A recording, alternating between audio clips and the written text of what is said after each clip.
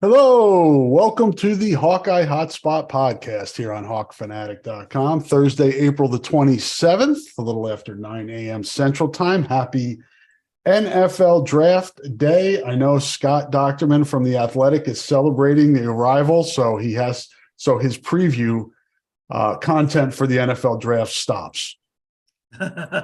Yeah, I tell you what, I do enjoy this. I've been a draftnik my whole entire life.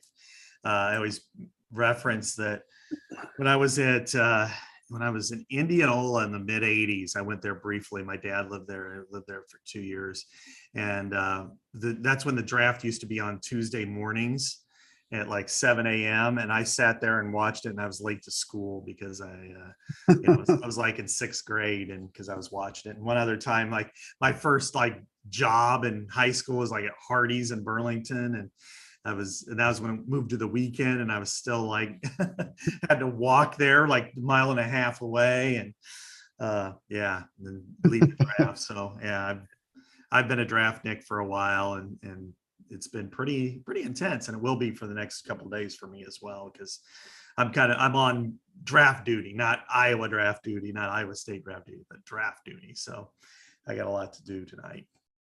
I enjoy it as well. The first round can get a little tedious with the commentary, and the length of the first round. I'd like it to go a little bit quicker. I get it. You're celebrating guys that have put in a lot of work and deserve their moment in the sun, at least one of them. So I get that. And, it's also cool too, because the Iowa's always a factor in the draft. And on some level, and certainly is in this draft, and we're going to focus on that in today's podcast. Before we get to that, though, Scott, let's break down the Knicks winning their first NBA playoff series since 2013. I'm going to gloat on that a little bit because it's been a while. 10 years is a long time since winning a playoff series, and the hope now is, and segueing into the NFL draft, that the Jets can end the playoff drought dating back to 2010, which Scott and I discussed before recording is the longest in professional sports. And that's not something you want to have on your resume. And we'll see if the chosen one can come in and save the day in New York, and what the Jets are able to do in the draft this year. And far from a completed product. And certainly, as I said to you, it's an upgrade at quarterback, but how could it have not been? And we'll see what he has left in the tank. I think at Green Bay, it was like he didn't have enough weapons and this and that. There were excuses made for him. He's not going to get to make excuses in New York. And he may say that he looks forward to dealing with the New York media. He's not prepared for that, I don't think. It could get ugly. I hope it doesn't. Well, I've seen a lot of Aaron Rodgers. And I'm sure you're ready to pass him off to the AFC East. I'm kind of like the 72 Dolphins every year. There's the last undefeated team's beaten. I'm like, yeah, God, he's gone finally. God, he was 24-5 against the Bears. And the saddest part is, when he's like, I own you, and has the belt and stuff, it's like, there's nothing you could say, because he does. Yeah. And so to see him go somewhere else is a day of celebration. It's like when I'm not going to get into biblical stuff, but like when Moses led the people out of the promised land, it's just kind of this different thing. It's like the conqueror is gone. And so good luck to your Jets. I hope they do well. And the Knicks and the Jets are making nice moves, and one in the playoffs, the other one with the potential to win in the playoffs. And I think that's probably a good thing for the country when a New York team, whether they're loved or hated, it doesn't really matter as long as they're relevant. And those two programs or two teams haven't been relevant for a long time. No, or very often. It's been a sparse fan experience for me. I'll be 56 in June, and haven't had a lot to celebrate for those teams. But people don't want to hear about that, and they've got their own problems with their own teams. So Um, Wanted to start though, Scott. We talked about this on Monday's podcast about, the anticipation of movement in the transfer portal. Wanted to mention this again. I know we've mentioned it on this podcast, and it's important for me to remember, and I think for fans to remember, that the transfer portal window closes at the end of this month. But when we say it closes, that means that student athletes can't go into the portal. Guys can still come out of the portal. It would suck if you had just 2 weeks and couldn't come out again. You're just in portal jail. So Yeah. There are parameters to all of that stuff, and there are rules to that stuff, but just don't panic if Iowa doesn't get a receiver by Sunday. Right. Yeah. That's the whole, the part of it. Cause you look at how many spring games, and then if you're from Colorado, can you imagine that? I mean, you're trying to rush, and, you're still students. I know that's, Right. People don't believe that, and it's getting farther and farther from importance, but it's just, but yeah, can you imagine going through what everything happened there, and saying, oh yeah, by the way, you only have a week or 6 days or whatever to try to figure out your next destination. So, but yeah, I think that's good. But, will anybody from Iowa leave other than a few walk-ons? I mean, they've had 3 walk-ons, and there's nothing wrong with that. I mean, they're looking at opportunities to play. It's not going to happen at Iowa now. They figured it out, and they get to go and move on. No harm, no foul there. But I'm sure there might be a couple others who, are debating, whether or not to stay or go. And I think that's healthy. They're not getting forced out. The numbers. I was on a podcast with Andy Staples the other day. The Colorado numbers are gross to me. I mean, maybe I'm the old guy in the room, even with them. But 63 out of 83 people who were on the roster last year are gone. That says too much to me. That's too much turnover. College football has become a business, and players have the opportunity to move, but I think that's still a lot when you're talking about athletes, young men like that. Yeah, I mean, Dion said what he was going to do when he came in. I mean, he didn't mince his words. He said, we're gonna clean house. I just don't think anybody expected this extreme, but it's just another phase example, more evidence, as Scott said, that this is a business, and we're continuing to move in that direction with NIL. And you wonder at some point if football breaks away from the NCAA, if there's a players student athlete union. I just think this thing is so far from settled in major college athletics right now, and the money that's being thrown around for media rights and things like that. People have had a hard time adjusting, I think. And I say some people, to the change, Scott, that's happened with NIL and the transfer portal. I don't think we're done by a long shot. And I think it's going to make, as you said, some of the old school people maybe a little bit more uncomfortable as we move forward here. Yeah. And at some point, the athletes themselves are going to have a place at the table and negotiate for them, because it's just, all of this is happening above their heads. I mean, lawyers are involved in changing the world, but they've got to have their own representation and voice, I think. And that the only way that's going to happen is probably through collective bargaining, and in reality, getting paid, and also having contracts. And because it's probably going to have to work both ways to some extent. And, scholarships used to be the contracts, but that's just not the case anymore. So I think this is, how I would do it. And I just, I'm kind of coming to these thoughts a few days ago, is that you got to be collectively bargained. The minimum requirements, I guess, would be the scholarship and everything that's entailed in the cost of attendance as the bottom line for every athlete that you have, or scholarship athlete that you have. So nothing would change there, but the actual revenue sharing part of it, I think, is probably what's going to end up being part of it. And that is, maybe the best way is for the athletes to obtain a percentage of their media rights and attendance figures for their sport. I think that might be the best way to go about it, because otherwise you're not going to, no school is going to want to pay a field hockey player the same as a football player. It's just the football players generate all the revenue.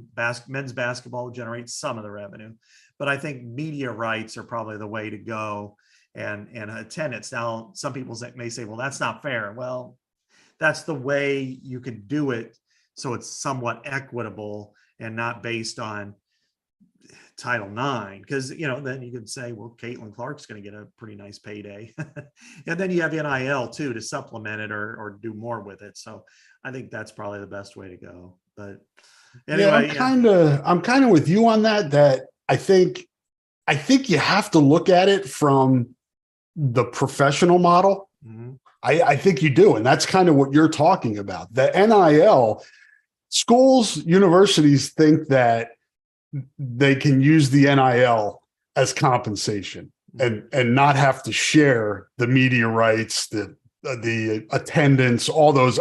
That's where the rub's going to come in. It's kind of like in a professional sport, you get that base salary, then you get paid based on performance. A lot of times, not always. It's an inaccurate, inexact science. Sometimes we see bad contracts all the time in professional sports. But then on top of that, you've got, extreme examples, LeBron.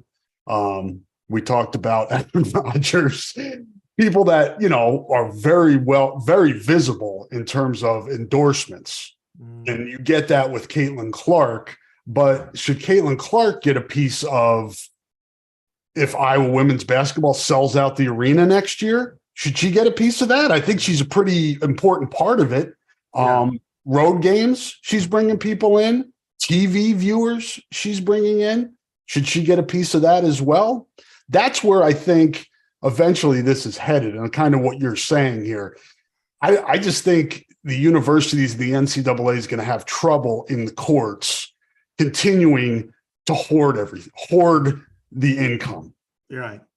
And really, when you look at, and people who are still kind of trapped in the early 2000s model, I mean, the explosion in salaries and media rights is really what, precipitates all this. Because how many coaches make $10 million a year? Oh man, a handful. I mean, you look at Kirk, but that's a lot of money, man. Yeah, that's a lot of money for college. Kirk makes $7 million a year. Right. And when you consider that in almost 20 years, that, when he got his really first bump to $4 billion, he's not even, the average cost has soared past what he's I know. That's what's crazy. He's now just kind of, I wouldn't say mid-pack. He's more in the upper third now, instead of the top 2 or 3 or 10 or whatever. So it's when you look at those salaries, and then you look at, Iowa, what it makes versus what it used to make. 15 years ago, it was in the $50 to $60 million range. Now it was $150 million range. So that is, the players see that. They understand that. They understand that, if you're football and you're playing all over the time slots, and you're basketball and you're traveling to Maryland or Rutgers on the midweek, or next year, in a year and a half when you're going to USC or UCLA, and you're not making anything there, but it's going to be seismic. But then you start to look at women's basketball. One thing that needs to happen, it should have already happened, but it needs to break away from its current contract. It needs to be a separate situation. And, that was proven this tournament, because they don't make anything at all. It's almost like a freebie, and based on what Iowa makes media rights, it's right around $49 million. That was the last situation.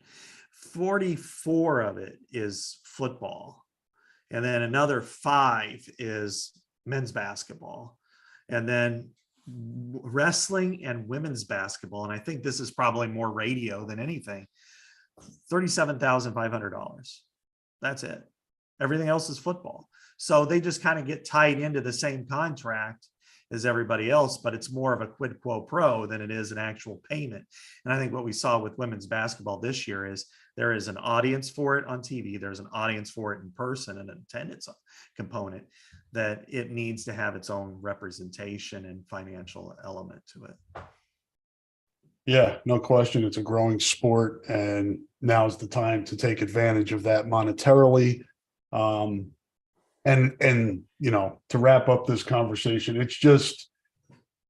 it'll be interesting to see how this all shakes out, because as Scott said, they are student athletes. These athletic departments, are, self-sustaining, self-funded entities, but they are still part of the university system. They're still part of a school. So you can't just say, all right, we're going to not, support rowing, or because there's still Title IX too, that's a part of this too. So it's not an easy puzzle to figure out. No, it isn't. I mean, and the only reason why there's rowing is because of Title IX. I mean, it's what's called an equivalency sport, and you need to stack the scholarships so they're proportionate to the student population. And if it's 53% of students are female at the University of Iowa, then 53% of the scholarships in the athletics area need to be proportionate to that. And 53, even more so, 53% of all the athletes need to be in that area. And that's what the goal is. And when you look at football throws the whole thing into whack, because 85 scholarships, but then more walk-ons than everybody else, 20 to 30 or whatever. And so that's why you have 20 scholarships for women's rowing, and another 60 people, that, count, and some get their books, some get some tuition, some get this and that. And then that's why you also have like 15 scholarships for women's basketball and 13 for men's. It's just, and wrestling only has 9.9, and it's just, and that's why you have sometimes out of 16 sports for some schools, you have 5 men's and 11 women's sports, because you just got to try to add that, make that equal. And that's really difficult. Football is, it's just a very fine line to navigate for the people in the NCAA, and they've done a poor job of it. So, I don't know. They've got a new leader in Charlie Baker. He seems to have his eyes and ears open. So we'll see what happens. But if he can make this work and make it equitable and find a way to make it, to maintain its relevance, then, he's really hit the sweet spot that really nobody has in the last 20 years. Yes. And it's just an ongoing process here. I think this is going to continue to be discussed in terms of, NIL, and it just seems like there's so much uncertainty out there right now that I think eventually somebody needs to pull it all together and make it a system that's equitable for everybody. And we'll see how that goes. It could be smooth, or it could be bumpy, or it could be a little bit of both. What are we hearing portal wise, Scott? I know there are some pretty good receivers that have gone in there. A couple from Colorado. Yeah, a couple from Colorado. Of course. And that's the obvious position, right? Quarterback or cornerback, but wide receiver, I think, is the pressing need. We talked about that on Monday. But I think, not that this was a surprise, that anybody's surprised by it, hasn't been paying attention for the last 23 or 24 years. It's got to be a fit. It's got to be somebody. Iowa's just not going to offer some guy they know nothing about, or not that other schools would do that either, but they're going to do their homework and make sure whoever it is, if it's more than one person, is not going to come in here and be disruptive. Mm-hmm. Yeah, for sure. And that's why you hate to say it, but you almost start to look at the smaller college guys when it comes to this, who's a guy or somebody from Michigan. Yeah, or somebody from Michigan. So either there's somebody that has a prior relationship with them, or it's a small college guy. That's kind of about it. And I have seen that they've been very active in following people on Twitter, and that's usually the first. That's like, okay, we're gonna look into this guy. That's kind of the first indication. Probably then send the player a DM, see what you think. Are you interested? If not, that's cool. If you are, let's talk, that type of thing, and see if we can get you on campus. And I think that's probably where things are right now. I know they followed a receiver from Grand Valley State, a Division II school, but an elite Division II school. This is D2 and FCS for that matter are kind of like they're really top heavy, like there's a difference between my alma mater, Western Illinois, and North Dakota State. Just like Grand Valley State is one that could probably compete more readily with North Dakota State and probably blow out my my alma mater, stuff like that. So I saw that looked like a good X type receiver. And remember back when in December, there was a D2 guy that they loved that went to Arkansas and everything like that. So, I think, the Colorado guys would be great, but I saw the one that had the big breakout performance center, the Montana is his first name. He just went, he listed like, I don't know, 60 offers or contacts that he's had since. That's the thing too, and I know it's natural to be a fan. And when a big name comes in there, you're like, yes, Iowa, please recruit this guy. Yeah. Well, you want this guy, but maybe USC, maybe Texas, maybe a lot of other. I mean, the obvious ones are going to be obvious to the schools that are, name programs. Well, sure. Yeah. I mean, they're, and the problem is that, Iowa faces at receiver, and it deserves it, is it hasn't done anything for that position, right.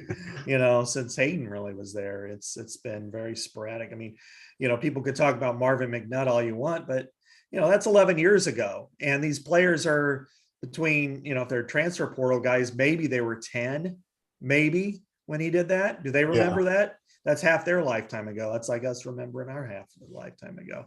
And it's just, so to them, what they've got to try to do is probably like with Seth Anderson and probably with whoever they get now, is try to convince a lower level athlete that you can come here and help us succeed and do it in a way, that's, we got a good quarterback, we got, a good tradition, great defense. We just need somebody like you. And I think that's probably the path they'll probably end up going. And if they can get one guy who can do that, then, I mean, it does change the dynamic of that team dramatically, because they just don't have that right now. Dylan Goffney's a guy that I saw is one of those guys from SMU. That's kind of, I think if you get somebody from that level, you're doing pretty well. It's hard to say, exactly what you're getting, because that's the thing with the transfer portal. A lot of times these guys are leaving because they haven't done it where they are. So for Iowa and its staff, it's got to envision, okay, it didn't work for so-and-so at X place. Why will it work here? You can't, I mean, you have to kind of put that together. No question. Because, that's why I think at this position in particular, you struggle with Power 5 rejects, let's say, guys who are 5th, 6th, maybe they were a 4-star at Bama or LSU or Michigan. Take AJ Henning, for example. He was a really highly recruited kid. He had offers from Alabama. He had a ton of offers. Yeah. Goes to Michigan and kind of he's a really good return guy, but gets somewhat buried. No, he gets buried on the depth chart at receiver. Right. And for Iowa's interest, I mean, they've got 2 guys that they can actually ask, hey, is this guy going to be worth it or not? How does he fit in? I mean, they were team captains there, so they've got enough of a, relationship that I think that would work. But, it's just, they've got to be careful, because they don't want to disrupt the dynamic. They don't want a me guy complaining or whatever. So, and especially at that position, because you always get it anyway. And so they've got to be careful. Yeah. And but yeah, AJ, you know, when you start to mess with, you know, 4 stars who've kind of flamed out, you know, what kind of work ethic do they have? Maybe that's part of it. And I'm just generalizing, but you know, sometimes they rely on their natural ability and they didn't work their way up to be a 4-star necessarily. And then they haven't worked when they've got on a campus and they're complaining. So that's why I think it makes sense for Iowa to probably go with the route where these players have worked to the position that they are, and they're looking for an opportunity in a bigger, better league. And then they could be part of the solution to making this position group improve. And, you know, as we said on Monday, Rob, I mean, we think offensive line should be better. There has been some good offensive linemen enter the portal. I know Purdue just had one of its 2 or 3 year starter tackles. Isn't that always the way it is? The position you don't need is where most of the players come in. Although I get your point, Iowa could use another offensive lineman. I just don't know if they're going to go that way. I think they're going to stick with what they have. But wide receiver is just too obvious, and I would add another corner too. But that's just me. Yeah, and the corner is hard. I think for them, what they need to do is add somebody who maybe has played but has multiple years left. Yeah. Because if you're looking at somebody who's like a grad transfer with 1 year, they're looking to start. Right. They're looking at the NFL, and you don't want to tell them, look, we've got a guy, you know, we've got 2 guys that we really like. I mean, Cooper DeJean's going to be an All-American, and Jamari Harris is really good too. Maybe you don't beat them out, but then there's another opportunity. But we also have a lot of injuries at that position over the last few years, and you can play quite a bit. It's not like you can sell like linebacker where you could sell Nick Jackson. Hey, there's an opening. Come on in. You can't do that at corner. Right. If Justin Jacobs was here, you probably won't get Nick Jackson. You know, but he's not. And Nick Jackson came in and you know, I think that's about an even swap. I think Jacobs probably has more upside athletically, but Jackson has been a very productive player for a mid-level to lower level program in the Power 5, and team captain. He's done it all, so I think you're okay there. But yeah, it's wide receiver. I mean, it's and at wide receiver, it's like there's opportunity, but if you're on the other end of that as the kid that's in the transfer portal, what's the opportunity? Yeah, am I coming there to run wind sprints? Yeah, exactly. Somebody going to throw me the ball? Yeah. I mean, I'm looking at what you guys have done the last 2 years. Why would I want to be a part of that? Explain to me why I want to come in and play wide receiver for you. Do you want me to give you kind of what I would do if I was? Yeah, give me the Iowa angle. And I obviously a new quarterback is where you start. Right. I'll say, you know what? I completely understand that. We have underperformed the last 2 years, and that's without question. But from the first 3 years that Brian was the offensive coordinator, our quarterback threw 68 touchdown passes. That ranked 13th in the Big Ten. In 2019, we had more receptions to wide receivers than we ever had before. In 2020, it was just unfortunate for us that it was the COVID year because we had 2 players who went to the NFL at that position group. Now, we have fallen off big time the last couple of years. And unfortunately, we had a quarterback we believed in a lot, didn't execute very well, and we had a lot of injuries at that position group. And there was some frustration, and we got that. But we think you're a part of the fix. We think that with our new quarterback who has a Big Ten championship on his resume, who has completed the 64% of his passes, plus 2 NFL caliber tight ends, an improving offensive line, that right now what we think is separating us from the Big Ten championship game and an opportunity to go to the playoff is a couple of receivers who can get open. We think we have a couple now that are really good. We feel like we can add you to the mix. And if you come to the mix and you succeed and do everything you want to do, you will take us there. You're part of the solution, and you can enhance your personal goals and potentially become an NFL player by doing that at our school. Are you ready to play for me? Sold. But and I think you could throw in for a kid like the Grand Valley State kid who's a little, what's he, 6'3", 6'4", something like that. Mm-hmm. We don't have anybody that looks like you. We need somebody that looks like you. Yeah. And there's Brandon Smith. We'll show you film of him. Yeah. You can be him. Well, exactly. I think he caught 8 touchdown passes on fades I mean, Yeah. a big bodied receiver that can win one-on-one matchups, and Iowa doesn't really have that now. If you if you were to get a guy like that, a six, and Brody Brecht could have had that opportunity, but we all know that he's a pro pitcher. He's a 10-figure guy or an 8-figure guy type of thing. I think what you're looking at with if you get a 6'4" guy who can win one-on-ones and enhance that receiving group, and then you also have Nico, who can maybe play more in the slot, which is where he was most effective a few years ago, and then have Vines maybe be your Z along with Seth Anderson, and that quartet, if you will, of guys, and then sprinkle in an Alec Wick, maybe one of the young guys, whether it's Bostic or one of the freshmen gets a chance. Then you feel like, all right, we got it. We got a guy who can win and catch 35 passes a game or a year. Nico's a guy who's going to catch 60 or so. Between Vines and Anderson, you got a guy who can kind of do some things, but you just need that one guy who can win some of those matchups, those one-on-ones. And a lot of times it's on the boundary or the sideline. So, that's to me how you sell it, how you try to go through it. And then if you get it and, hey, you've got Cade McNamara there. You've got, an offensive line that, it's still, there's some question marks, no question. But, they're not going to go in the portal because they already grabbed 2 guys out of the portal, that group.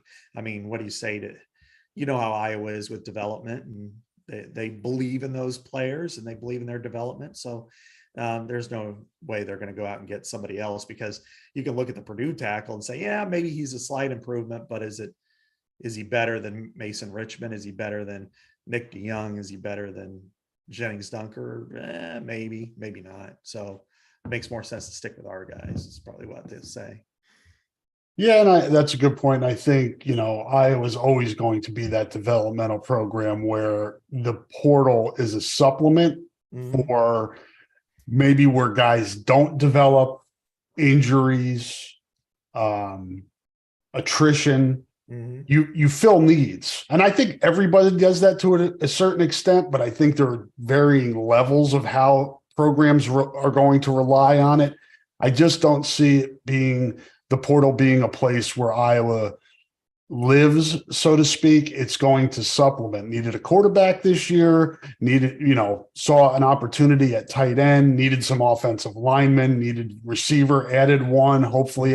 That's the type of thing where I think Iowa is going to work in the portal. It's not going to be, okay, let's see how many guys that we're developing we can recruit over top of and get a guy who may be a little bit better than the redshirt freshman or sophomore now, but doesn't have the same type of ceiling. Sure. And, but I think they in the past, people haven't quite given them enough credit for what they've done, because they have gone after, say, punters. They have gone after, guys like Jack Heflin, Coy Cronk from Indiana, a 40-game starter, Oliver Martin, when he was available. They've gotten some players that have been plug and play, and this year they really went hard for Iowa, especially, and they're right at their cap of scholarships. So it's not like they've got 5 open scholarships that they're still sitting on, and we got to make sure he's the right fit. I mean, they went hard. They got a guy. And usually there's either an incredible need or somebody they have a past relationship with, or maybe a little of both. And and Zach Van Valkenburg was one of those guys, that D2 guy, excelled at that level, looking for a different opportunity, and he had it, and he was 2-time second team All Big Ten defensive end. So Jack Heflin was a glue guy for them too. So they're and for the most part, Rob, when you look at the guys they do bring in the portal, most of them are 6 seed. A few don't. Oliver Martin was disappointing for him as much as it was for Iowa. I think, Matt Corrals, remember him? That didn't work out, but at least they tried. And I think in this case that they, 2 offensive linemen and an elite tight end, a championship quarterback, a receiver who excelled at the smaller school level. when you look at defense, a strong pedigree at linebacker. I think, overall, you've got to look at that and say, yeah, that's pretty good. I mean, I think what they need is, again, one, maybe even two receivers, and maybe a cornerback who's got maybe 2 more years left that, you can compete all you want, and we think you got a chance, but we like our guys too. But then when Cooper goes to the NFL next year, because he's a first round guy, which I believe he is, then that guy could step right in or compete and maybe not win it. And then it's, hey, good on Deshaun Lee and TJ Hall and Brendan Diaz-Fernandez for closing that gap, because, they're good players too, or they have a lot of potential. Yeah. And it's not even, guys that are coming in this class. I mean, if you don't produce, you're not going to play. It doesn't matter if you're in the portal or if you're already here, you have to produce. So, yeah. Remember the first Xavier Williams from my hometown? Yeah. You and I, you decorated cornerback. He came in, he didn't win the job, and he didn't play. And it's probably unfortunate for him. But best players are going to play. And frankly, when you have Matt Hankins and you have Riley Moss and Jamari Harris even, and they're NFL players. So, that's what happens, and best players are going to play, and there's just no reason not to do it that way. We're going to talk about some NFL players, guys from Iowa that are soon to be NFL players. But let's first take a break. And I want to let folks know that support for the podcast comes from Systems Unlimited, celebrating 50 years of providing services to people living with disabilities and mental health needs throughout East Central Iowa. A list of their services and upcoming events can be found at sui.org. That is sui.org. Thank you to Systems Unlimited, doing great work for over 50 years. Let us hear from a few more sponsors, and Scott and I will be back on the other side to dive into some NFL draft talk as it pertains to the Iowa Hawkeyes. Hang in there.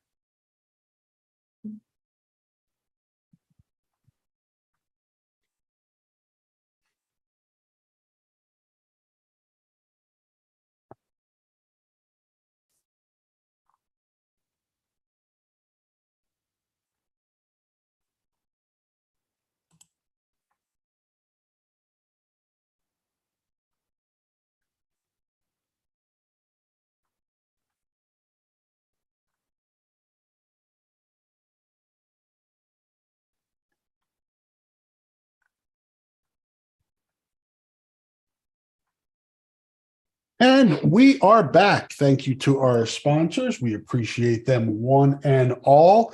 Wanted to drop in now before I forget. Ariza, Asian cuisine, corner of in the area of Highway 6 and Highway 1 in Iowa City. Excellent food. One of our sponsors here on the podcast. You can head in there. You can get takeout. You can get delivery. However you want to get the food, mention the Hawk Fanatic podcast. You get 10% off your bill.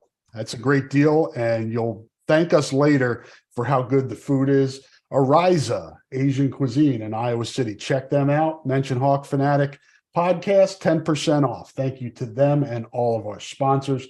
Scott, I'm going to call this segment Beat the Expert. I went through last night and mocked where I think the Iowa guys are going to go. I have not looked at your piece yet on this because I didn't want to contaminate my Preskin-like ability to predict how things are going to go here. But it's the NFL and it's the draft, and there's a lot of unpredictability, but we're going to try to predict.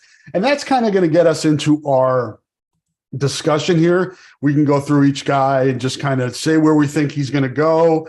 And then just talk kind of about, his prospects for the league and what we see from each player.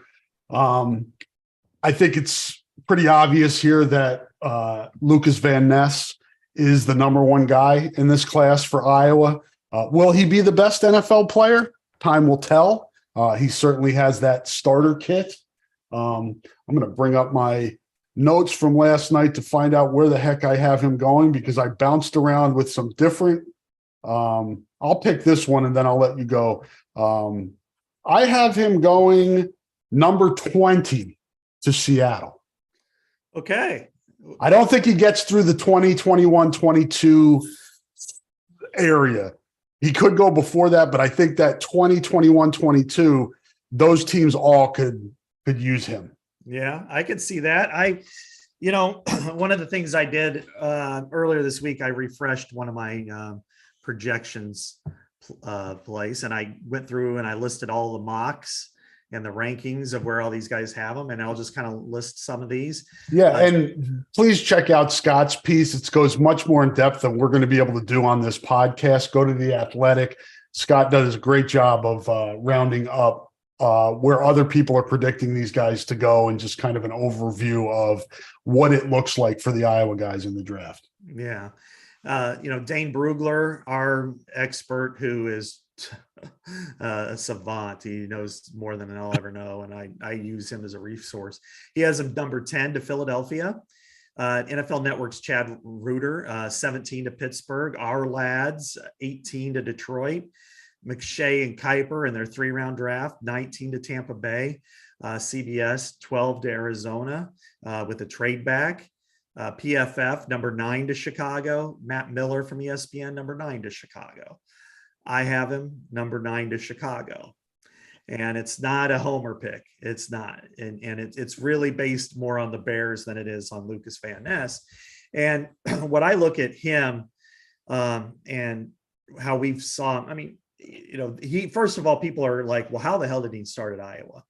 And there's two veins. I think the one is, well, they had one of the best defenses in the country, and they had 2 fifth-year guys at end who had a lot of equity in the system. He was just really a second-year player. He was a sophomore, redshirt sophomore, who played defensive tackle last year, so he was going to be more of a rotational guy. And he did have more snaps than they did. But then, the other part of me is like, but he was the best one out of the bunch, and it wasn't close, and he should have started. But that said, his impact to me is going to be felt in years 2, 3, and beyond. This year he'll go in like a puppy dog and just and he'll make a couple splash plays.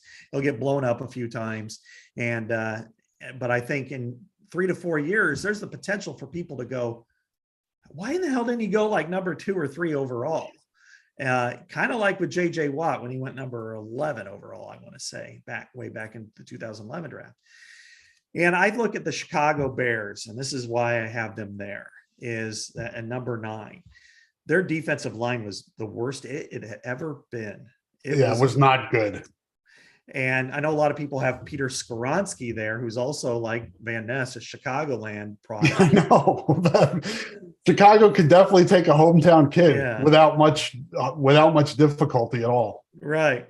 Well, Skoronski, his grandfather played for the Packers, so he grew up a Packers fan. That would be kind of awkward. It'd be kind of like Bulaga when he had to go to the Packers after growing up a Bears fan. But one of the things I did look at with Skoronski was I compared his arm length. And I know that's one that makes me go, but I did want to, because it is a valid point for a left tackle and even a right tackle. And it was far shorter than Bulaga, Sheriff, Joe Thomas, some of the others that kind of were in that ballpark. So I look at him as kind of more of a guard. And I look at the Bears, and their offensive line is not good. It needs an upgrade, but its defensive line is the absolute worst position on the team. It's not close. It's bad, bad, bad. And so when you get past Jalen Carter, Will Anderson, probably Tyree Wilson, who I'd expect all of them to go ahead of him, then you get to number 9, and the Bears are like, okay, who fits? And I think Miles Murphy is an incredible talent from Clemson, but I just don't think his upside is that of Van Ness. I think Van Ness, again, Howie Long is kind of a comp. It's a fair comp. It's not hyperbolic. And so you put him in, you let him start. Again, he'll make several wow plays, and then he's going to get buried a few times. But in 2 to 3 years, that guy could be a Pro Bowler. And I'm not saying that about Miles Murphy. I think he could be a nice player. So that's why I have him going to the Bears. I have, again, there's really not a lot of wrong answers with this. Seattle, some people have them, thinking of Seattle at both at 20 and at 5. Detroit, 6 or 18. Imagine him and Aiden Hutchinson on opposite ends. And you could probably put Lucas Van Ness inside if you're Detroit, because they got this other rookie last year who was a phenomenal edge rusher. I just think this is a good way. And then this is just an added bonus. But if you get a Chicagoland kid who grew up watching the Bears, loving the Bears, and he's this good, and he's from Iowa, which, they could use an Iowa player once in a while. I think that it's a win for the Chicago Bears and for Lucas Van Ness. Yeah, no question. And I toyed with all those different spots, and I was like, okay, I'm going to be conservative here and put him at 20 because so many drafts, and it just seems like there's so much overthinking here, and taking trades into consideration and what's going on with this quarterback class. I mean, I'm preaching to the choir here because you've spent the better part of a month trying to sort all this shit out. But what's going to happen with the quarterbacks, and we know what happens with them impacts everything else in this first round. No question. And he could still go to the Bears at say 12. Right. Like let's say, right now it looks like the Texans are going to probably take Will Anderson or Jalen Carter, but Will Anderson at 2. And if that's the case, it pushes down CJ Stroud to probably the Colts. There could be a team trading up like the Tennessee Tuxedos, and then all of a sudden at 9, there's Will Levis sitting there, and the Bears aren't going to take him. But maybe the Houston Texans thought, you know what, we really liked him. We just wanted that impact edge rusher right away. And so then they trade up, and the Bears trade back to 12, and Van Ness is still sitting there. And then it's like, all right, or Philadelphia could take him at 10, because the one thing, Philadelphia is in just a glorious spot because they're good. They've got some veterans that are probably on their way out in a year or two. And then they could use a player like Van Ness. So I think he's going to be gone by the mid pack. I do, but I also, weird things happen, Rob, as what if somebody wants to, get Hendon Hooker, who's and what if the running back, Bijan Robinson, goes early? Then that pushes guys like Van Ness down potentially. And next thing you know, you're like, wow, he went 20th.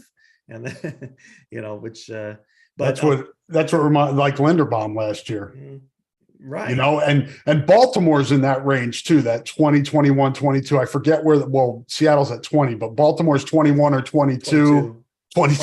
He's not getting past them. Yeah, right. But and that's like Baltimore thrives on that stuff when guys drop a little bit. I hope I'm wrong. I just have a feeling Van Ness is going to drop a little bit because of some of the things you talked about, not being a start. People will GMs will get in their own heads. Well, why didn't he start? Or, he's still raw or whatever it is. That's what I hope I'm wrong, but I just see that type of scenario. And maybe it's recency bias because of what happened with Linderbaum, who was projected to be a top 10 pick for a lot of the pre-draft last year. And then boom, falls down to Baltimore. Yeah, and that was because his arms are short. Yeah, I know. It's like, well, does that prevent him from getting the ball back to the quarterback? No. Yeah, that the interior line, that cracks me up when people do that. And I also look at the Patriots could be a really big fit for him.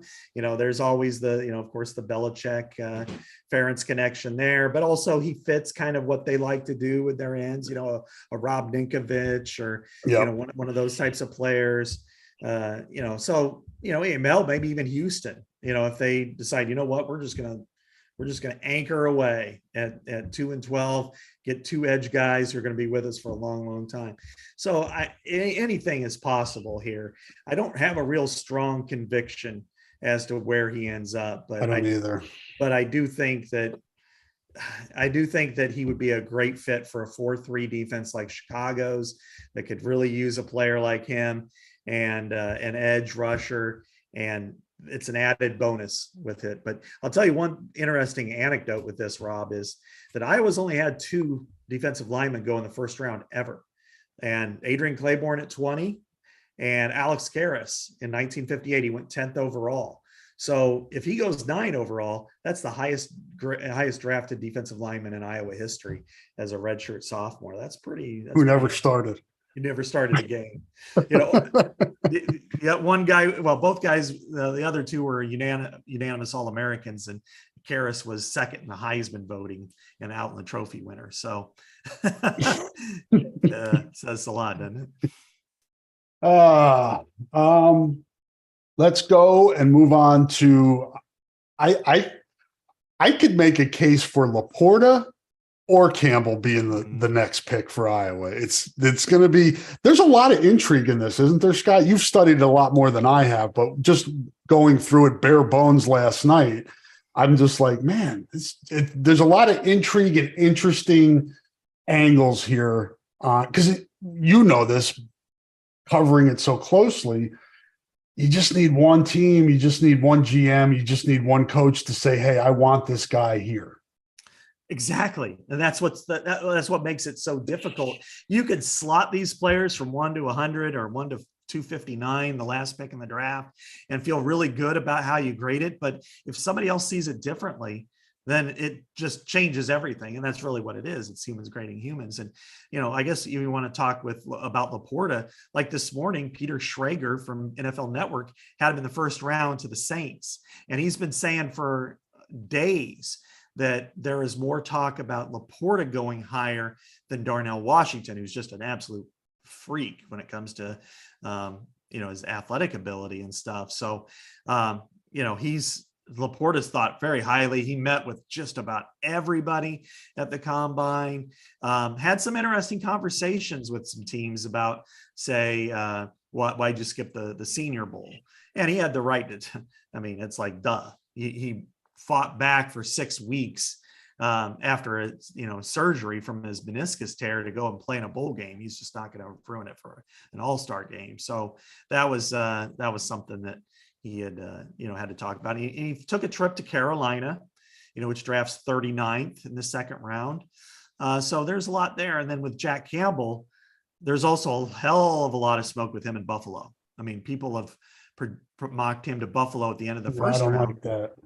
Because you have to root against him. I'm happy for him. I just don't want to see him in Buffalo. That's the last thing that defense needs. Yeah, is a really good, after losing a good linebacker to get somebody like him. It's a reload. Yeah. But, and a major part of that is, they have a need, obviously.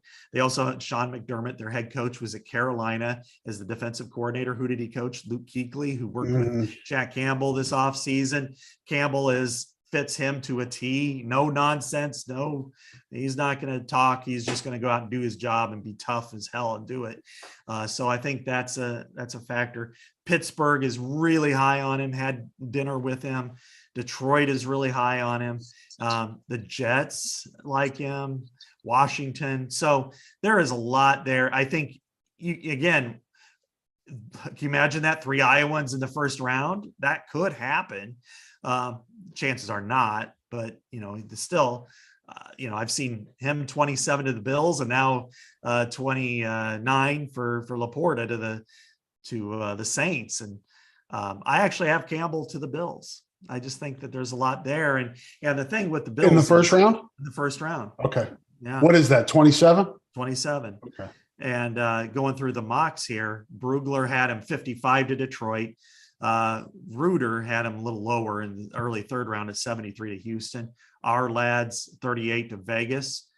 McShay and Kuiper 65 to Houston, which is the second pick of the third round. Guy from CBS had him first round to Buffalo, and then 2 other guys had him in the second round to Detroit. So PFF and Matt Miller. So yeah, I think he could be all over the place. It's really, to me, Buffalo is probably the team that drafts him in the first round, if anybody does.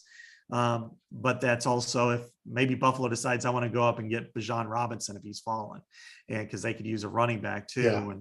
Yeah. And then, or a team like Pittsburgh, who's got the first pick of the second round because of that Chase Claypool to the Bears pick trade. They love him. They need a linebacker.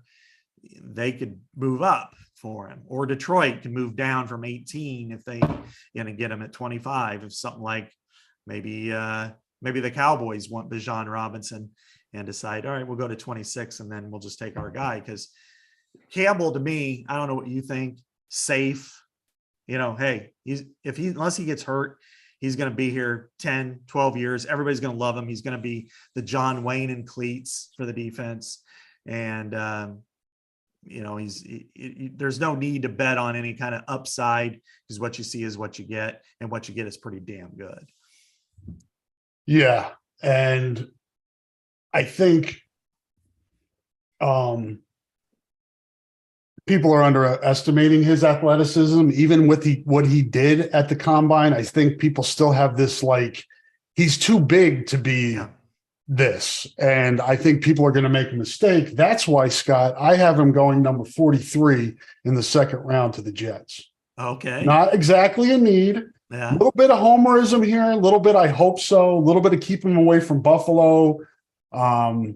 But I think he's a good Robert Saleh loves defense, man. That's his thing. And I know he can see how good of a value that is in the second round. So a little bit of going out a little bit of on a limb here, I think, because it's not a pressing need for the Jets. But I think the value is going to be too good for them there. And I think they're going to use it on Jack Campbell, and he's going to wear the green and white, and everybody's going to be happy. Yeah, I just going to see a lot of Jets jerseys in Cedar Falls. Yeah, exactly. They'll be like the old Colts ones with Dallas Clark and Bob Sanders. Although he'd have to be smacking faces with former Cedar Falls Tiger Ike Butker, with them. But, when you look at his combine results, he was second in the vertical, second in the broad, first in the 3-cone, first in the shuttle. His 40-yard dash time was mid-pack, and people look at that first and only that. But really, he's that's fast enough. And comparing him to some of the other linebackers that are kind of placed ahead of him, their missed tackles are pretty high. I mean, they're maybe big. They look like bigger, different athletes. Maybe they're a little faster in speed, and maybe they, look bulkier, that type of thing. But, Campbell's going to just go out and kick ass, and he's not going to talk about it. He's just going to go out and do it. That's the only thing I wonder about with them in New York, Rob, is like, how would he handle at least, I guess, Aaron Rodgers is there to take away all. Rodgers will take all the attention away, and he can just go in and play. Yeah, Jack can just go in and play defense. I'd love to see, whether it's there or Buffalo, Detroit, Pittsburgh. I think he'd be a great Steeler. There are a lot of. I like the franchises you've thrown out there. All have that. A lot of cold weather. A lot of lunch pail, a lot of blue collar type teams, franchises that I think he fits well in.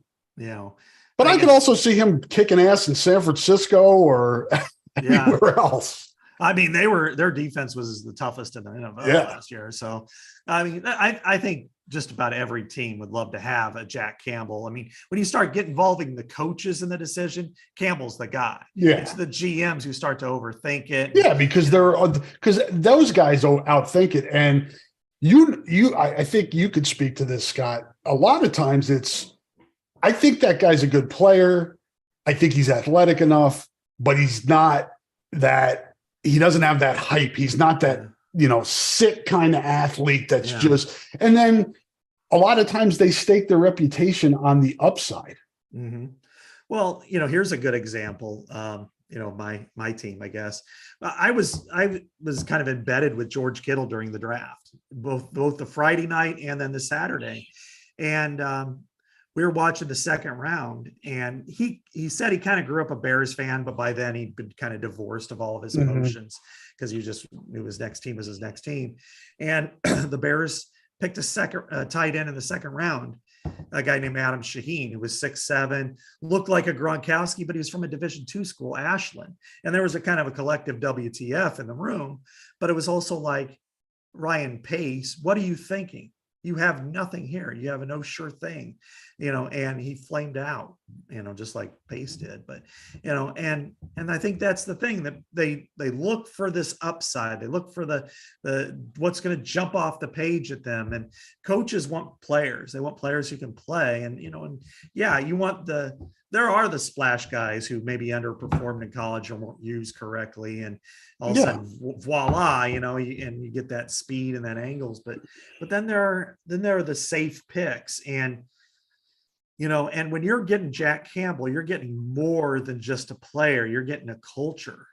You're getting an accountability. He's going to walk in the room and everybody's going to know he's there, and he doesn't have to say a word. And the way he plays, the way he practices, the way he acts, everybody's going to follow him and go by his example. And when times get tough, we saw it last year firsthand. Shit. If they didn't have Jack Campbell and on that team, who knows? They went 8-4 with a team that was 8-5 with a team that was 3-4 and headed for the boneyard. And it wasn't just him. Obviously, there were a lot of other high quality, Sam Laporta, Seth Benson, a lot of really good character guys. But people look to him, and I think whether it's the Detroit Lions, who are really a couple of players shy of being a legitimate contender. Dan Campbell will look at Jack Campbell and say, yes, I want that dude. Listen to Metallica with him, and he would be perfect for a place like Detroit, or Buffalo or Pittsburgh, or, even your mighty Jets. Let's take a break here, and Scott and I will come back with our predictions for Sam Laporta, where he's going, Riley Moss, and Kayvon Merriweather, and then talk about some other guys that are available potentially as free agents. But we're going to do that after this break, so stay with us, and we'll be back shortly. Ready, Al?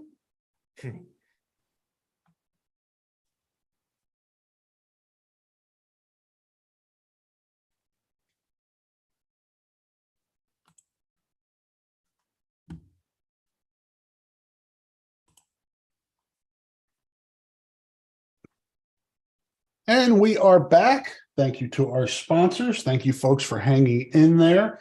Talked a little bit about Sam before the break, Scott, and it's a good tight end draft. Got the Notre Dame kid, the Utah kid. It's going to be, beauty's in the eye of the beholder, so to speak, which is the overriding force in the NFL draft, as we talked about. It just takes one. Where did I have Sam going? Why don't you give me your Sam first, and then I'll give you mine. All right. Well, the mocks have him largely in the second to early third. Brugler had him to Vegas in the early third. NFL Network guy had him at Miami in the second. Another guy, our lads, Miami in the third. Dallas in the second. Buffalo in the second. Kansas City in the second, and so they're really all over the place. And again, as I said, NFL Network guy Peter Schrager today had him in the in the first to New Orleans. As you said, it's a great tight end draft. They can go 6 or 7 deep for starters probably, and Sam's in that category. And I had him number 41 overall, second round, to Tennessee, and the reason why was Tennessee has the least salary cap allocation to tight end. And they were 29th in offense, 30th in passing yards, touchdowns, and scoring. They have a chance to take a quarterback in the first round. And if they don't trade their second rounder, they're going to need somebody to get them the ball. And they do have, they spent a first rounder on a wide receiver last year. They're going to need another pass catcher, and they don't really have that at tight end.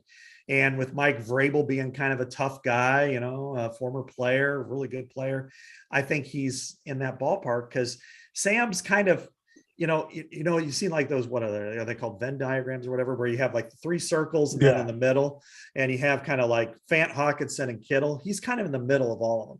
Not quite as big, not quite as fast, not quite as physical, more tenacious than all of them, I think, but he's in their ballpark for all of them. And I think he's the type of guy, I know I've always felt like once he's kind of the opposite of Campbell in that his personality just comes through right away, right. And some team will love him. What do you think? Yeah, I think I would be shocked if Sam didn't get, plus grades across the board after being interviewed. Mm-hmm. I mean, he's one of the most engaging, just really I don't know. It's hard to explain, because you've been around him like me and interviewed him. He's just he's very locked in. He listens to your questions. He gives you thoughtful answers. Very smart. He's like Campbell. Mhm. And I know those guys more than I know Lucas. I didn't get to know Lucas as well. I just know, and my guess is Lucas is probably a really good dude and will, isn't going to be disruptive at all. But like Campbell, I think Laporte is a guy, if you bring him into your tight end room, he'll grow in there and he'll make that position better overall by helping you, coach the position, learn the position, all of that stuff. I have him going 58 to Dallas. Dallas loves its tight ends. I think he's a perfect fit for what they do. I hope he goes before that. I think he is certainly what's the word I'm looking for? He's certainly good enough to go before that.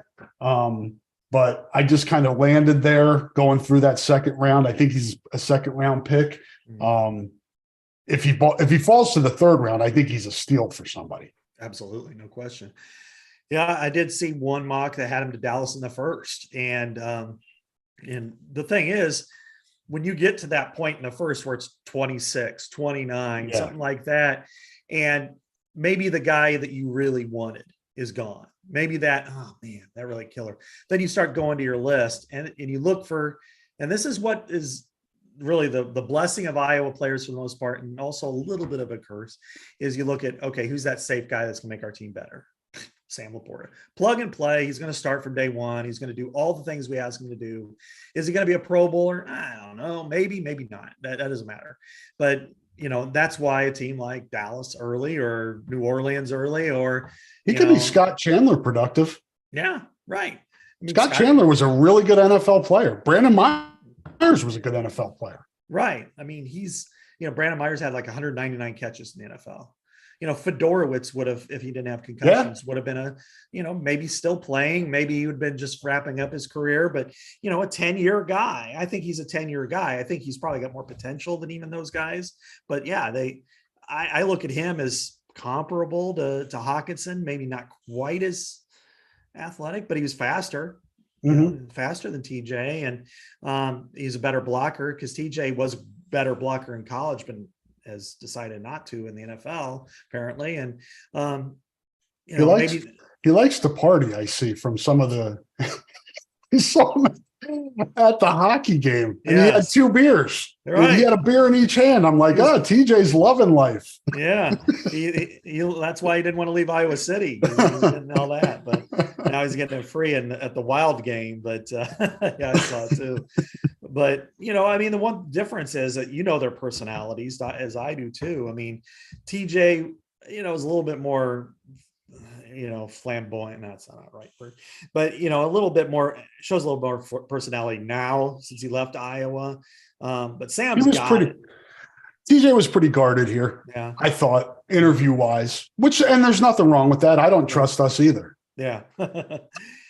Sam was different though. Sam was very engaged. He was more like Kittle in that regard. And that's just going to come through in flying colors. He's going to be the guy he's going to be the quote everybody loves when he goes to the next place. So I think you can just throw 10 teams into a hat and then pull out one, and that's going to be the one. And he's going to, whether it's Miami or Buffalo or hell, even the Jets or the Lions, he loved his conversation with Dan Campbell, and who wouldn't? And I think they're probably 2 peas in a pod too. Shoot, can you imagine that if the Lions took Campbell and Laporta? They're roommates. They could do a lot worse. Oh yeah, absolutely. So they're, I think the world of him. I think as long as he's healthy, as long as he stays healthy, that's always the asterisk for every single player. If they get hurt, if they can't make it back, if they tear an ACL and then they're out for a year or 2, and then they're not the same, then they kind of considered a bust. It's like, well, but that's not really fair.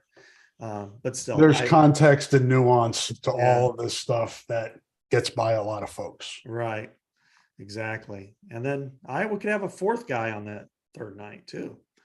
Go ahead. You roll with the guy who's going You want to talk about personality? I'm guessing Riley Moss has blown the doors off of the interviews. Yeah, I'm sure.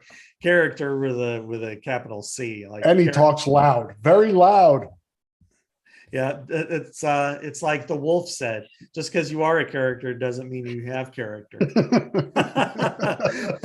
But he does have character. I was just kind of messing around. But there are people who have him all over the place. Everything from Mel Kiper having him in the second round and moving him to his number 3 safety. What is he at the next level? Versatile. Yes. He is a zone scheme cornerback. That's where I 100%. So if you draft him to play man, he's not going to be the best player. He might want to move him to safety. And I'm not saying he'd be bad there. I'm just, but I think if you want to get the best out of Riley Moss in your defense, if you've got zone, Pittsburgh to me is a phenomenal landing spot because that's how they play. He's had a lot of conversations with them. He just took visits to Denver and Kansas City recently.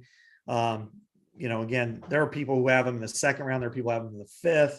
I think this Riley more than any has more variance. And I think it's more about flavor than any of the other 3. I mean, you could plug in certainly Van Ness, probably a 4-3 end, but you could play him at 3-4. Campbell, inside backer for 3-4 or 4-3, it doesn't really matter. Laporta, you can play him anywhere. But Moss is, to get the best out of Riley Moss, you probably want to fit him to your defense. And if he doesn't fit, then you got to see, can he fit anywhere? And if not, probably should just let him not pick him because you'll ruin him or not make your defense better. But I have him 3rd round to Pittsburgh because I compared him to, I don't even remember this guy, Al Harris. He played for the Packers for a long time. He had the big interception against Matt Hasselbeck in the playoff game 20 years ago. God, it's 20 years ago. Pick 6. We want the ball, we're going to score, and he threw the pick 6. I think that Moss is for sure that guy. The 3rd round, Pittsburgh, zone corner, great pick. Going to play a long time. Has everything tangible you want, and he's a good story on top of it. I've got Riley 119 to Minnesota. Minnesota Vikings, huh? Brian Flores loves defensive backs, loves versatile defensive backs too, guys that are kind of hybrid like type players. So, and he gets to stay close to home. That would be an interesting spot. Yeah, I could see him there. I could see him anywhere, frankly. What round is that? Do I have him in the 4th round? 4th round, yeah. Okay, yeah. I'd love to see him go higher than that, but with all that variance, I think people start to talk themselves out of, the athleticism, which is off the charts for Riley. Yeah, I remember watching Riley. I interviewed him at State Track or Drake Relays, one of the two, when he was in high school. After he ran hurdles, he ran like the 400 hurdles and wasn't even out of breath. Yeah, right. But after that, I'm like, God. This guy's he's a freak. And here's the funny part is, Rob, as we know, with him and his position, there's a lot of stereotype.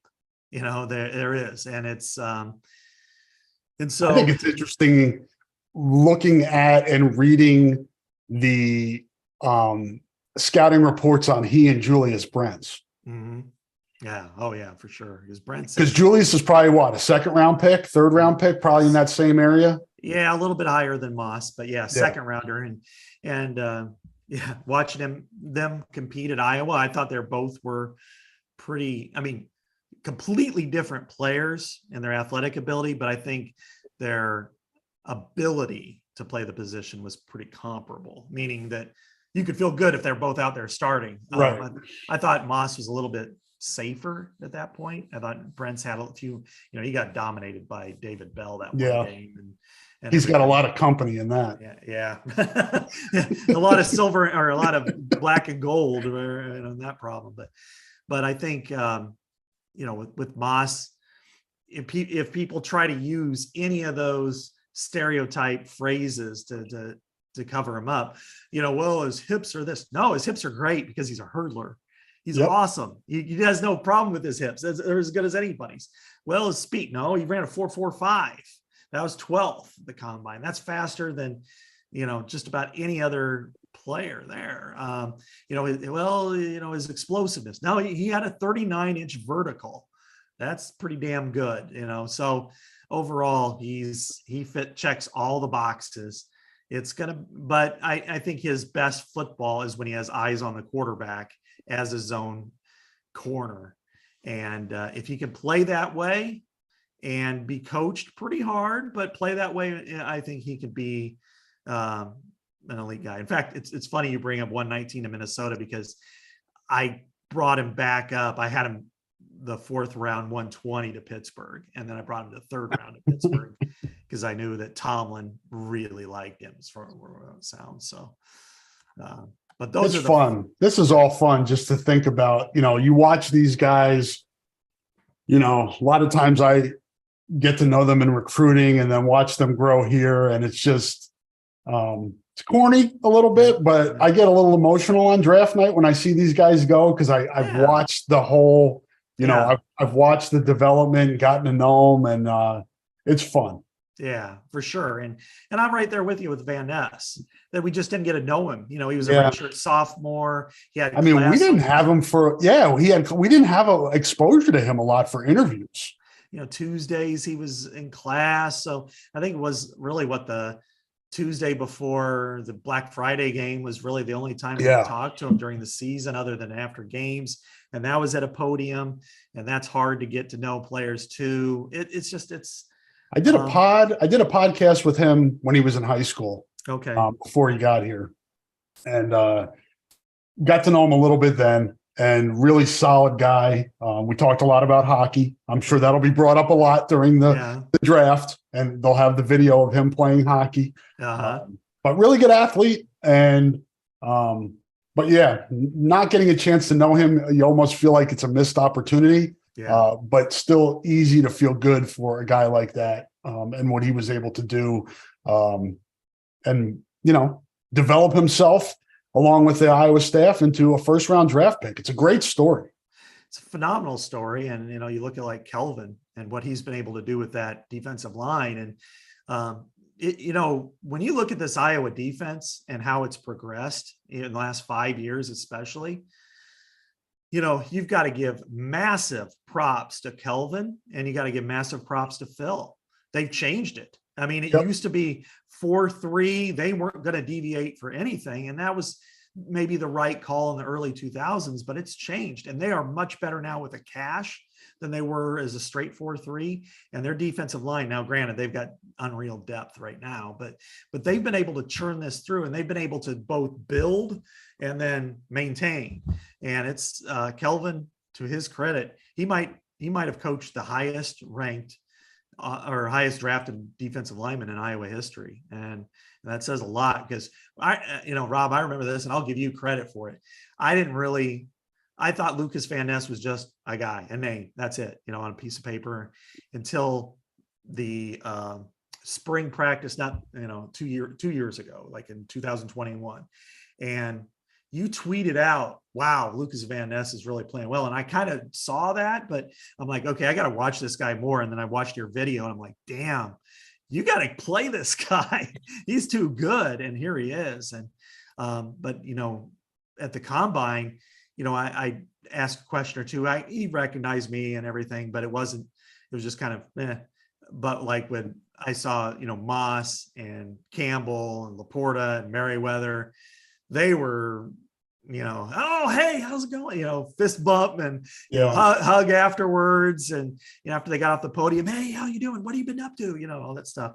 And it's just because we've gotten to know them and write about them. And when I see that, it kind of gives me goosebumps. It's like, hey, good job. They're great young men. They're going to do great things. We saw them, and it's kind of like their graduation day. Let's finish up with a guy you and I both think, all of these guys, but I got a special place inside of me for Kayvon. Yeah. He's the first winner of the Duke Slater Golden Gavel. Truly, a huge part of Iowa moving past what it needed to move past with racial bias and improve there. Super instrumental in that back in 2020 and beyond.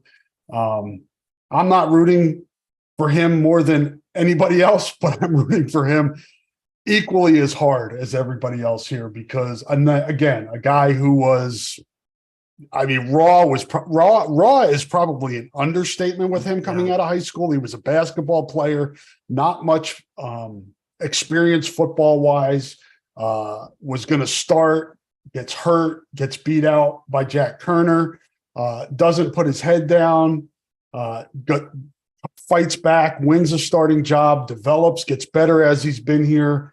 I think I have him. See what I got. 196 to Tampa. Okay. So I hope he gets that experience, Scott, of hearing his name.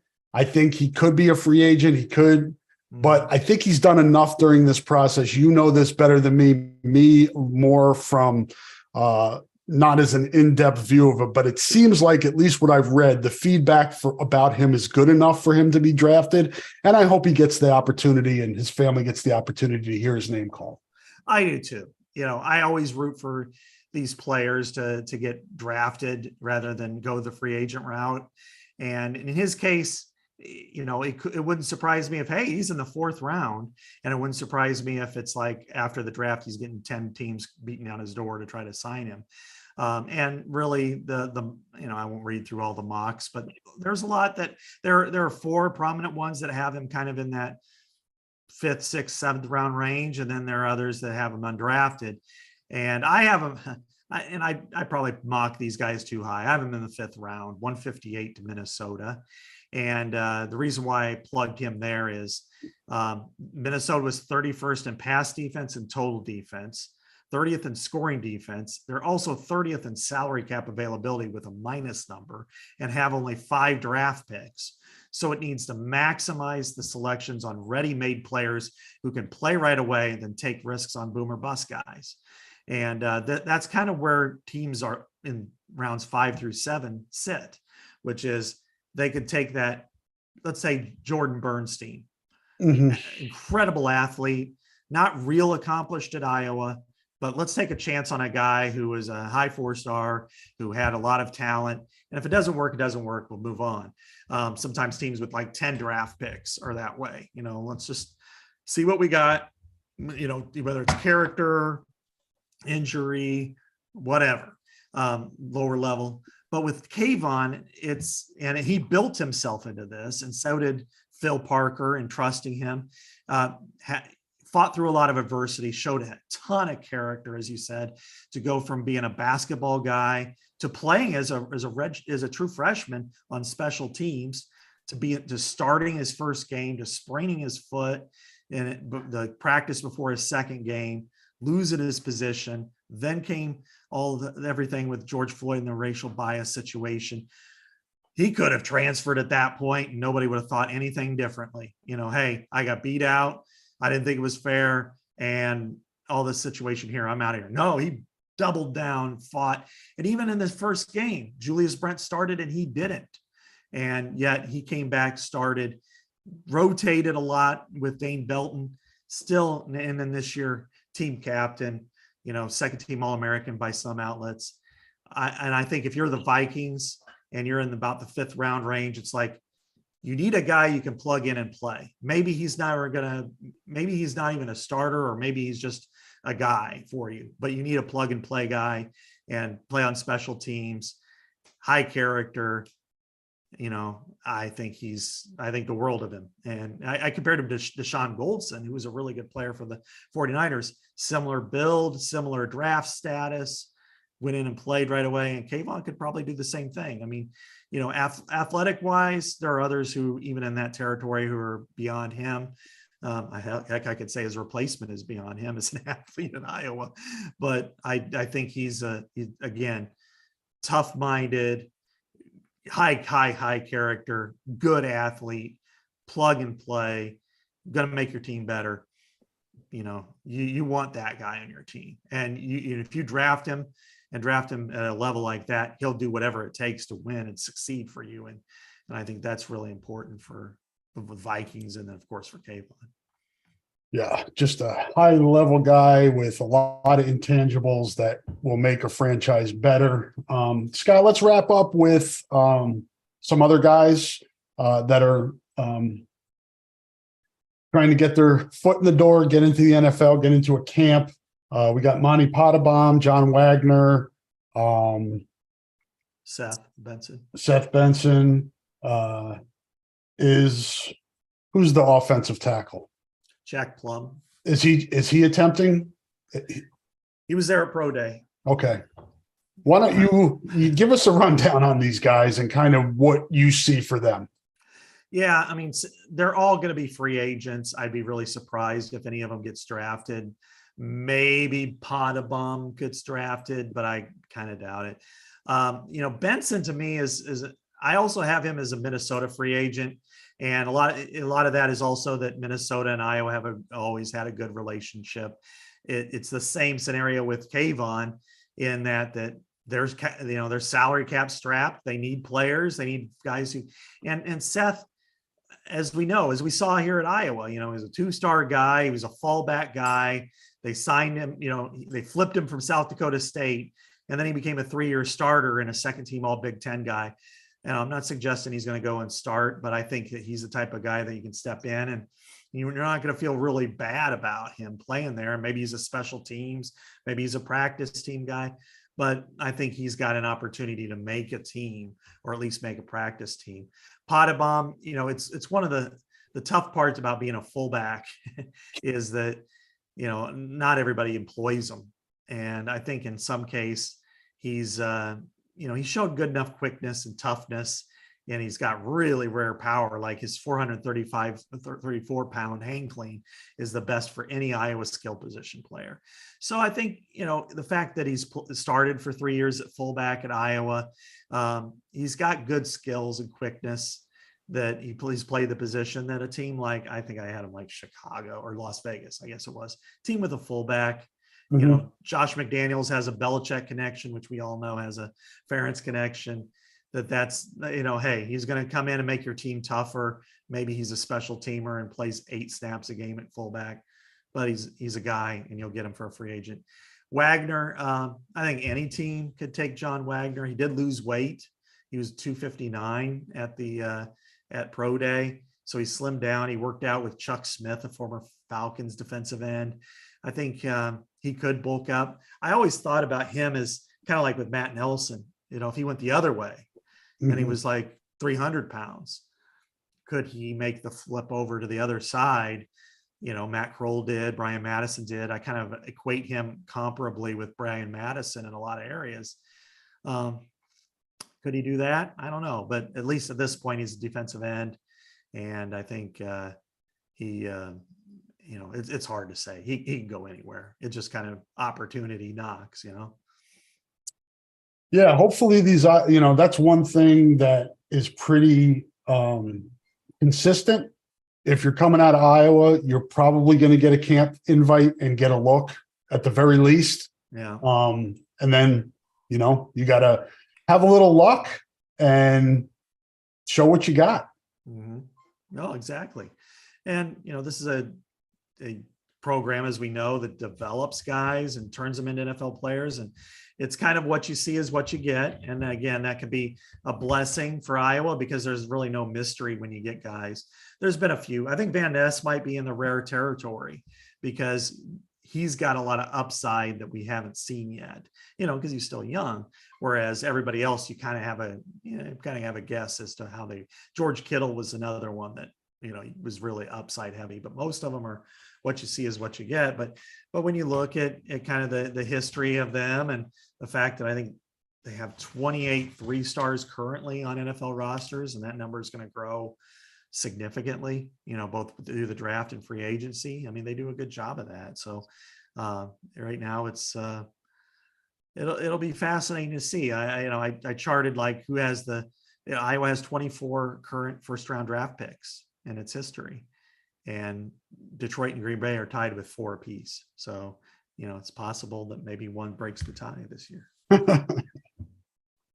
It'll be fun. I look forward to seeing it tonight, and tomorrow and Saturday. Check it out. I think what's the first pick comes in tonight around 7 Central? Is that right? It starts at 7 Central and probably about 7:20 or so, because then they got to do all the fun little opening, Yeah. which is pretty much an all day thing now. In Kansas City this year too. So Yeah, I know. I was, I had credentials that were going to be put in for me to go, but since I'm doing the grades, I said I'd just get distracted and it would really mess me up. So I'm going to do it in front of my TV. It's weird. I've turned down a trip to Kansas City for the draft because I want to stay home and watch it on TV, but it is actually much easier. I did it in Chicago when Sheriff was there, and that was challenging. And now it is just that, in that 7-8 years since then, holy cow, it is